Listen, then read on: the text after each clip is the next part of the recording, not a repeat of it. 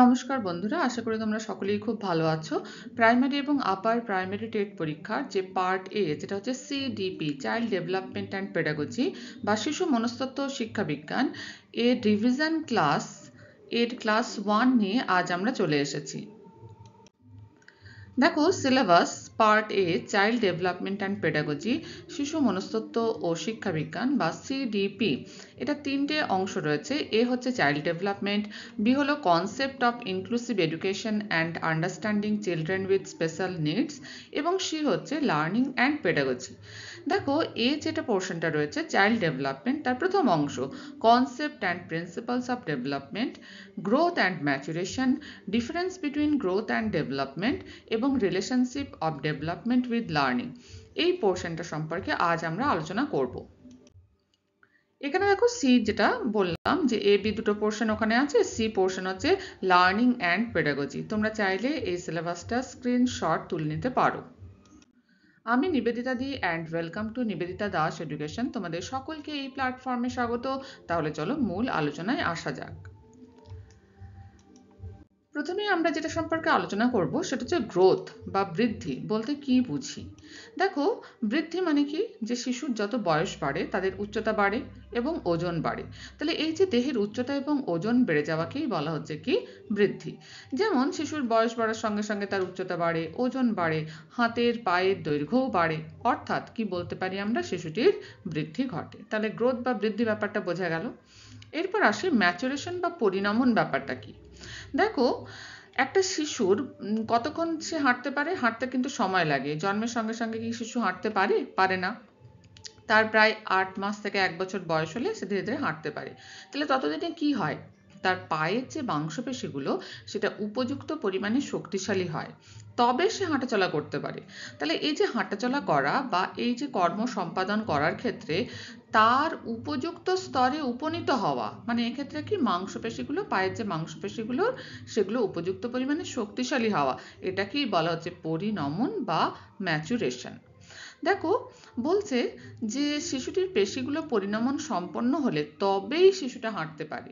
অর্থাৎ কোনো কর্ম সম্পাদনের ক্ষেত্রে বৃদ্ধি এবং পরিণমন দুটোই কিন্তু ভীষণ জরুরি। বোঝা গেছে নিশ্চয়ই? তাহলে বৃদ্ধি এবং পরিণমন ব্যাপার দুটো আমরা বুঝলাম।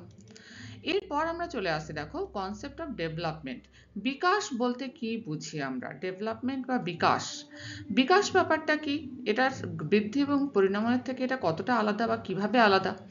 দেখো, বলছে যে বৃদ্ধি এবং পরিণমনের ফলে শারীরিক পরিবর্তন ঘটে, কিন্তু এর প্রভাবে যখন ক্রিয়াগত পরিবর্তন সম্পাদিত হয়, তাহলে বৃদ্ধি হলো, পরিণমন হলো, তার শারীরিক পরিবর্তন ঘটলো, কিন্তু ক্রিয়াগত পরিবর্তন যদি সম্পাদিত হয় তবেই আমরা বলবো বিকাশ ঘটেছে, নইলে কিন্তু বিকাশ ঘটেছে আমরা বলতে পারবো না।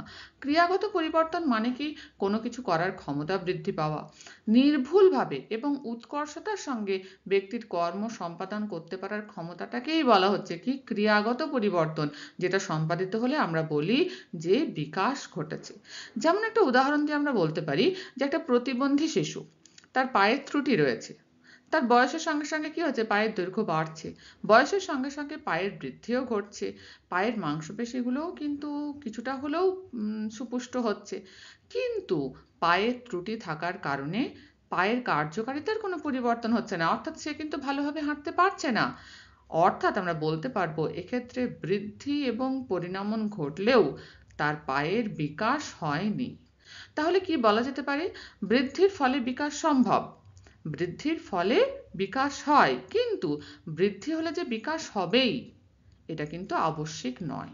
নিশ্চয়ই বোঝা গেল ব্যাপারটা। বৃদ্ধির ফলে যদি ক্রিয়াগত পরিবর্তন ঘটে তাহলেই বলা যায় বিকাশ ঘটেছে। যেমন উদাহরণ দিলাম, প্রতিবন্ধী শিশু, তার বয়স বাড়ার সঙ্গে সঙ্গে পায়ের দৈর্ঘ্য বাড়ছে, মাংসপেশিগুলো কিছুটা পরিমাণেও সুপুষ্ট হচ্ছে, কিন্তু সে তাও হাঁটতে পারছে না কারণ পায়ের ত্রুটি রয়েছে। অর্থাৎ এক্ষেত্রে বৃদ্ধি ঘটছে, পরিণমন ঘটছে, কিন্তু বিকাশ ঘটছে না। তাহলে বৃদ্ধি হলে যে বিকাশ হবেই এটা আবশ্যিক নয়। আশা করি বিকাশ ব্যাপারটা বোঝা গেল, যে বিকাশ বা ডেভেলপমেন্ট ব্যাপারটা কি। এরপরে আমরা আসবো প্রিন্সিপালস অফ ডেভেলপমেন্ট প্রসঙ্গে, অর্থাৎ বিকাশের নীতিগুলো প্রসঙ্গে। দেখো, বিকাশের নীতির মধ্যে আমরা প্রথমেই বলতে পারি যে বিকাশ একটা নিরবচ্ছিন্ন প্রক্রিয়া। নিরবচ্ছিন্ন মানে যেটা বিচ্ছিন্ন নয়, মাতৃগর্ভ থেকে আমৃত্যু কিন্তু বিকাশ ঘটে, অর্থাৎ মায়ের গর্ভে যখনই একটা শিশু এলো তখন থেকে মৃত্যু পর্যন্ত তার বিকাশের প্রক্রিয়া চলতে থাকে। 2 নম্বর দেখো, এই যে বিভিন্ন ধরনের বিকাশ, দৈহিক, মানসিক, সামাজিক, প্রাক্ষবিক, এগুলো কিন্তু পরস্পর সম্পর্কিত এবং পরস্পর নির্ভরশীল। কোনো বিকাশ পৃথকভাবে ঘটে না। একটা বিকাশ যখন ঘটে তার সঙ্গে সঙ্গে অন্যান্য বিকাশগুলোও কম বেশি হারে কিন্তু ঘটতে থাকে।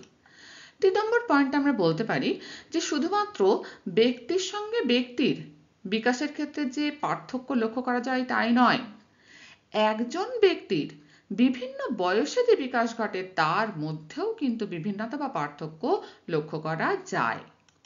4 নম্বর পয়েন্ট দেখো, স্ত্রী এবং পুরুষ তাদের বিকাশের মধ্যেও কিন্তু পার্থক্য লক্ষ্য করা যায়। 5 নম্বর দেখো, শুধু আচরণের পরিবর্তন বা পরিণামন বা শিখন এর ফলে বিকাশ ঘটে এটা কিন্তু সত্য নয়। যে শুধুমাত্র আচরণের পরিবর্তন ঘটছে, পরিণামন বা ম্যাচুরেশন ঘটছে, শিখন বা লার্নিং এর ফলে বিকাশ ঘটছে, এ কথা সত্য নয়। পেঁয়াজের মতে বিকাশের 4টে প্রক্রিয়া রয়েছে। 1 হচ্ছে পরিণামন বা ম্যাচুরেশন, 2 হচ্ছে অভিজ্ঞতা বা এক্সপিরিয়েন্স, 3 হচ্ছে মানসিক যোগাযোগ বা মেন্টাল কানেকশন, এবং 4 হচ্ছে ভারসাম্যকরণ। তাই তো? তাহলে এই 4টে প্রক্রিয়ার প্রভাবেই কিন্তু বিকাশ ঘটে পেঁয়াজের মতে। 6 নম্বর পয়েন্ট দেখো, বিকাশ সর্বদা কিভাবে ঘটে? সামগ্রিক থেকে বিশেষের দিকে। মানেটা কি? মানে হচ্ছে দেখো, শিশু যখন কোনো একটা কিছু ধরার চেষ্টা করে তখন কি করে, সে প্রথমে সমস্ত হাতটাকে ব্যবহার করে সেটাকে ধরার চেষ্টা করে, পরে কি করে হাতের সমস্ত আঙুলগুলো দিয়ে সেটাকে ধরার চেষ্টা করে, কিন্তু সবশেষে দেখা যায় সে মাত্র 2টো বা 3টে আঙুল দিয়েই সেটাকে ধরতে পারে। তাহলে সামগ্রিক মানে পুরো হাত থেকে ধীরে ধীরে আমরা দেখতে পাচ্ছি প্রথমে গোটা হাতটা দিয়ে ধরার চেষ্টা করছে, তারপরে সে সমস্ত আঙুলগুলো দিয়ে ধরার চেষ্টা করছে, অবশেষে সে 2টো বা 3টে আঙুল দিয়েই ধরতে পারছে। অর্থাৎ এক্ষেত্রে আমরা বলতে পারি যে বিকাশ কোন দিক থেকে কোন দিকে ঘটে? সামগ্রিক থেকে বিশেষের দিকে ঘটে। দেখো, বিকাশের যে গতি সেটা 2 ধরনের নীতি মেনে চলে। একটা হচ্ছে সেফালকডাল নীতি আর 2 হচ্ছে প্রক্সিমডিস্টাল নীতি। এই যে তোমরা ছবিটা দেখতে পাচ্ছ এটা হচ্ছে সেফালকডাল নীতি। দেখো এখানে কি দেখতে পাচ্ছি যে বিকাশের গতি তীর চিহ্ন দিয়ে দেওয়া আছে। দেখো মাথা থেকে ধীরে ধীরে পায়ের দিকে বিকাশের গতি কিন্তু প্রবাহিত হচ্ছে। তাহলে সেফালকডাল নীতিতে বলা হচ্ছে যে এক্ষেত্রে বিকাশের গতি হয় মাথা থেকে পায়ের দিকে। দেখো মাথা থেকে পায়ের দিকে। এক্ষেত্রে প্রথমে শিশু কি করে, তার মাথা নিয়ন্ত্রণ করতে শেখে, পরে দেহ এবং অবশেষে পা নিয়ন্ত্রণ করতে শেখে। বিকাশের এই গতিটাকে বলা হচ্ছে সেফালকডাল নীতি। ঠিক আছে? আর 2 হচ্ছে কি প্রক্সিমডিস্টাল নীতি। দেখো এক্ষেত্রে শিশুর বিকাশ হয় কেন্দ্র থেকে পরিধির দিকে। ছবিটাকে বুঝতে পারছো? কেন্দ্র থেকে পরিধির দিকে শিশুর বিকাশ হচ্ছে, অর্থাৎ কাছ থেকে দূরের দিকে শিশুর বিকাশের গতি প্রবাহিত হচ্ছে। এক্ষেত্রে শিশু প্রথমে চোখ, মাথা, ঘাড় এগুলোকে নিয়ন্ত্রণ করতে শিখছে, তারপরে সে কনুই এবং সব শেষে আঙ্গুল নিয়ন্ত্রণ করতে শিখছে। তাহলে বিকাশের গতির এই ধরনটাকে বলা হচ্ছে কি প্রক্সিমডিস্টাল নীতি। এখান থেকে কিন্তু প্রশ্ন আসে সেফালকডাল নীতি এবং প্রক্সিমডিস্টাল নীতি থেকে, এটা একটু ভালো করে দেখে নিও।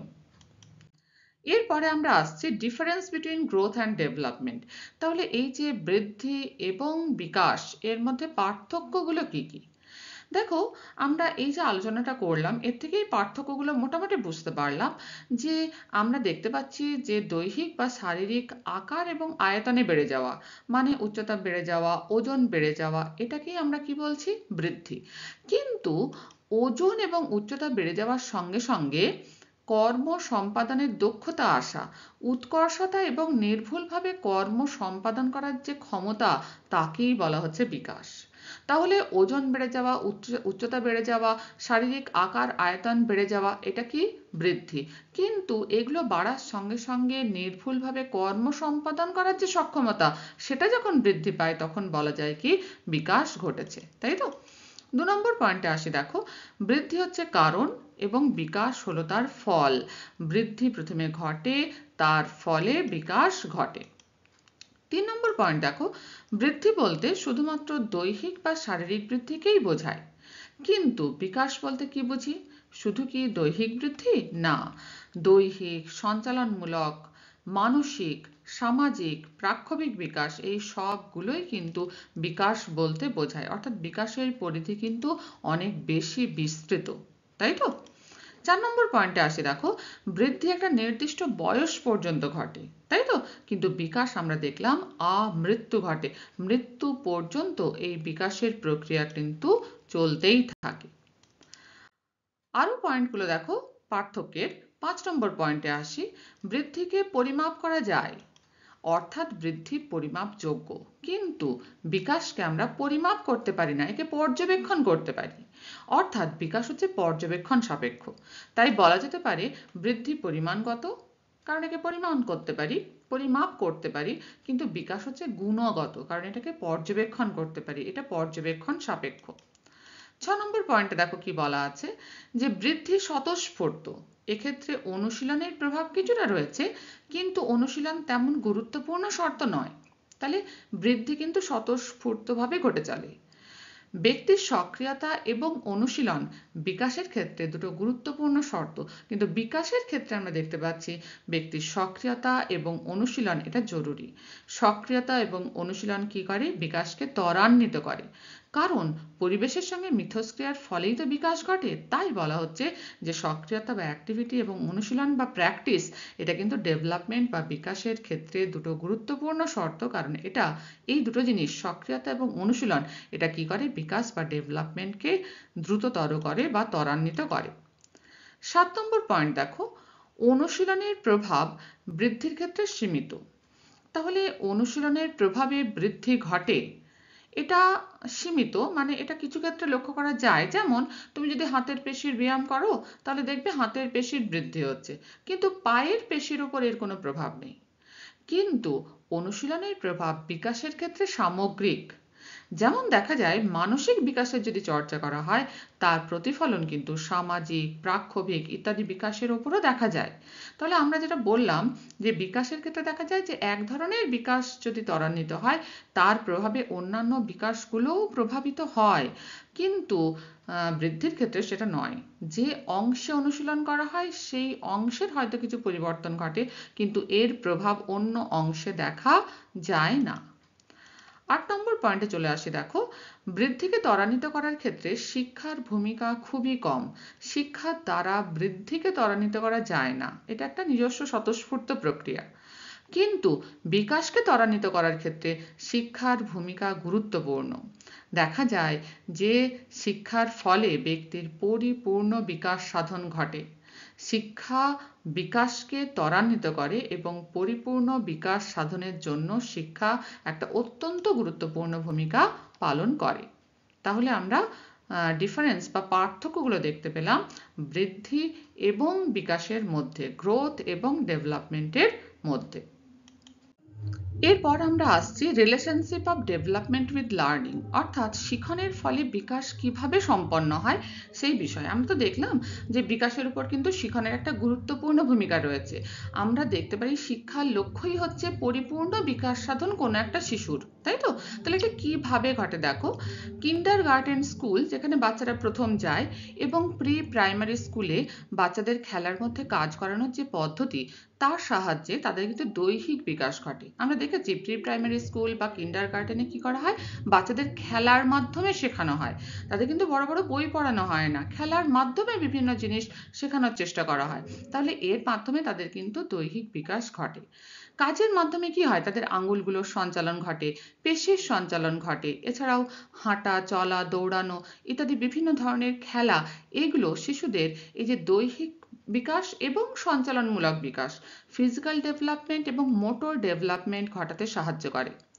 পরবর্তীকালে যখন বাচ্চা একটু বড় হয় তখন বিভিন্ন ধরনের যে স্পোর্টস, অ্যাথলেটিক্স, সাঁতার, যোগাসন, বিভিন্ন ধরনের ইনডোর গেমস, যেমন দেখো ক্যারাম, মাটির কাজ, বালির কাজ, পরিত্যক্ত জিনিস নিয়ে নতুন কিছু করা, এগুলো ইনডোর গেমসের মধ্যে পড়ে। এবং আউটডোর গেমস যেমন ফুটবল, ক্রিকেট, হাডুডু, কাবাডি, দোলনা চড়া, এগুলো আউটডোর গেমসের মধ্যে পড়ে। এই খেলাগুলিও শিক্ষার্থীদের কিন্তু সঞ্চালনমূলক বিকাশ বা মোটর ডেভেলপমেন্টে ভীষণভাবে সাহায্য করে। তাহলে আমরা দেখতে পাচ্ছি শিক্ষার একটা ভূমিকা তো রয়েইছে বিকাশের ক্ষেত্রে, তাই তো? এছাড়াও দেখো, শিখনের ক্ষেত্রে এখন দেখা যায় যে ব্যক্তি কেন্দ্রিক পদ্ধতি ব্যবহার করা হয়, অর্থাৎ প্রত্যেক শিশু তার যে সামর্থ্য, তার যে ক্ষমতা, সেই অনুযায়ী কিন্তু তাকে শেখানো হয়, তার শিখন পদ্ধতি নির্ধারিত হয়। এর মধ্যে রয়েছে ডাল্টন পদ্ধতি, উইনেটকো পদ্ধতি, প্রজেক্ট পদ্ধতি এবং প্রোগ্রাম ভিত্তিক শিখন উপকরণ ইত্যাদি। এক্ষেত্রে কি দেখা হয়, যেটা বললাম আমি, যে শিক্ষার্থীদের যে ক্ষমতা, তাদের আগ্রহ, তাদের প্রবণতা, তাদের যে ব্যক্তিত্বের লক্ষণ, এগুলো সম্পর্কে আগে সঠিকভাবে তথ্য সংগ্রহ করা হয় এবং সেই অনুযায়ী কিন্তু সিলেবাস বা পাঠ্যক্রম, শিখন কর্মসূচি, সহ পাঠ্যক্রমিক কার্যাবলী মানে কো কারিকুলার অ্যাক্টিভিটিস এগুলো নির্ধারিত করা হয়। ফলে প্রত্যেকটা শিক্ষার্থীর কিন্তু সামাজিক বা সোশ্যাল ডেভেলপমেন্ট, মানসিক বিকাশ বা মেন্টাল ডেভেলপমেন্ট, প্রাক্ষবিক বিকাশ বা ইমোশনাল ডেভেলপমেন্ট এগুলো ত্বরান্বিত হয়। তাহলে শিখনের ফলে বিকাশ ত্বরান্বিত হয়। ফলে দেখা যায় যে শিখনের সঙ্গে বিকাশ তো সম্পর্কিত এবং শিক্ষার্থীর পূর্ণ বিকাশকে লক্ষ্য রেখেই শিক্ষা পদ্ধতি এবং শিখন পদ্ধতি নির্ধারিত হয়। তাই বিকাশের ওপর শিখনের কিন্তু একটা গুরুত্বপূর্ণ প্রভাব রয়েছে। নিশ্চয়ই এটা বোঝা গেল ব্যাপারটা। আমরা প্রথম থেকেই দেখছি যে বিকাশের ওপর কিন্তু শিখন বা শিক্ষার একটা গুরুত্বপূর্ণ প্রভাব রয়েছে। আজ আমরা যে বিষয়গুলো সম্পর্কে আলোচনা করলাম সেটা হচ্ছে গ্রোথ বা বৃদ্ধি, ম্যাচুরেশন বা পরিণমন এবং বিকাশ বা ডেভেলপমেন্ট। এখানে বিকাশের নীতিগুলো সম্পর্কে আমরা আলোচনা করলাম। এছাড়াও বৃদ্ধি এবং বিকাশের মধ্যে পার্থক্য এবং বিকাশের উপর শিক্ষার প্রভাব এগুলো সম্পর্কে আলোচনা করলাম। তোমরা চ্যানেলের প্লেলিস্টে গেলে দেখবে আগেই কিন্তু সিডিপি সম্পর্কে ডিটেলস আলোচনা করা হয়েছে। প্রায় ৮০টা ভিডিওর একটা প্লেলিস্ট আছে শিশু মনস্তত্ত্ব, সেটা থেকেও তোমরা একটু দেখতে পারো। এছাড়াও 2000 এমসিকিউজে তোমরা এই সংক্রান্ত বিভিন্ন যে কোয়েশ্চেন্স সেগুলো সম্পর্কে সেটাও তোমরা একটু দেখতে পারো। তাহলে তোমাদের আইডিয়াগুলো কিন্তু কনসেপ্টগুলো অনেক ক্লিয়ার হবে। যদি ভিডিও ভালো লাগে বন্ধুদের মধ্যে শেয়ার করে দিও এবং সাবস্ক্রাইব করে নিও। ভালো থেকো, পাশে থেকো। ধন্যবাদ।